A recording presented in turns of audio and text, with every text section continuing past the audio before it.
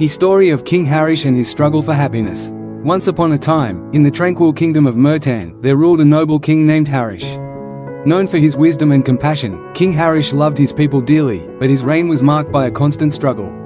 Though he ruled a small kingdom, he often found it difficult to bring lasting happiness to his people.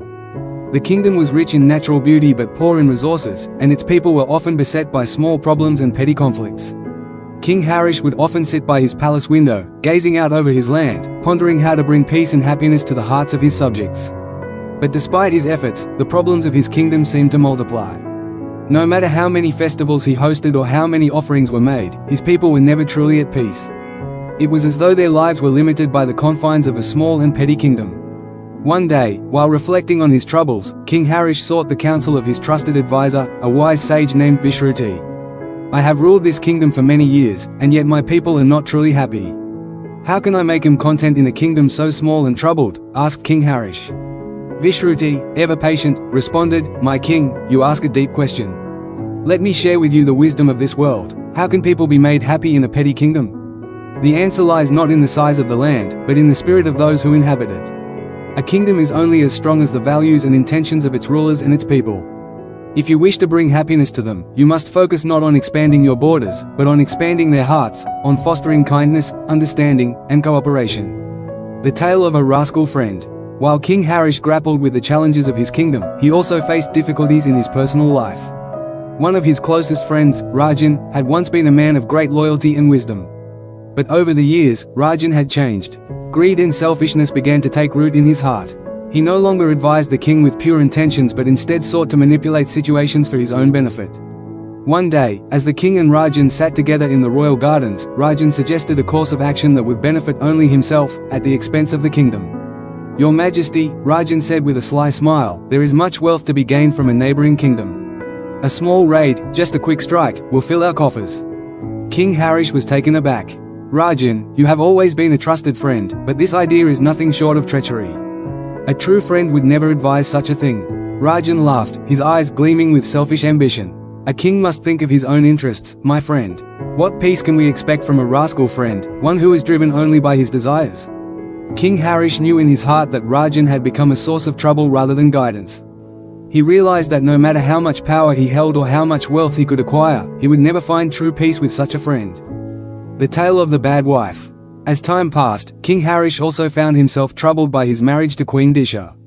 She was beautiful and graceful, admired by many, but her heart was filled with bitterness and jealousy. Instead of supporting her husband, she often sowed discord in the palace, undermining his efforts to bring peace to the kingdom. One evening, as the royal couple sat at the dinner table, Queen Disha glared at the king, her eyes full of discontent. "Why do you waste so much time with the people?" she complained. "Why not focus on our own glory and wealth? You are the king, and yet you let these common folk dictate your actions." King Harish, tired of her constant criticisms, spoke softly, "My queen, how can we expect happiness at home when there is no peace in our hearts? A kingdom, no matter how large, cannot thrive if its ruler is not at peace with his own soul. How can I rule a kingdom with wisdom and compassion when my own home is filled with anger and discord?" Queen Disha's response was cold, and King Harish realized that their relationship had become nothing more than a source of stress and turmoil. He began to understand that no matter how many titles, riches, or luxuries one may have, true happiness cannot be found when the foundation of one's life is built on negativity and conflict. The tale of an unworthy disciple. The final challenge for King Harish was his disciple, a young man named Kiran, whom the king had taken under his wing. Kiran had shown promise early on but soon proved to be lazy and careless. He would often ignore the king's lessons, preferring to daydream rather than apply himself to the task at hand. No matter how many times King Harish tried to impart wisdom, Kiran's efforts were half-hearted, and he lacked the dedication needed to succeed. One day, King Harish asked Kiran, "Why do you not apply yourself, my disciple? I have given you the tools to succeed, but you squander them all." Kiran shrugged lazily. "What difference does it make? I'm content to live as I am. I do not care for your lessons." King Harish sighed, feeling the weight of his disappointment. How can renown be gained by instructing an unworthy disciple? A disciple must have the will to learn and the heart to strive. Without such qualities, my teachings will fall on deaf ears. It became clear to King Harish that no matter how much effort he put into instructing Kiran, he would never find success in this endeavor. A student must be willing to learn in order for knowledge to bear fruit, and Kiran lacked that willingness. The revelation. One evening, as King Harish sat alone in his chamber, reflecting on the troubles he had faced, Vishruti, the wise sage, came to visit him once again. The king shared all that had transpired, the difficulties with his kingdom, the treachery of his friend Rajan, the discord with his wife Disha, and his disillusionment with his disciple Kiran. Vishruti listened intently and then spoke, "My king, all that you have experienced holds a great lesson.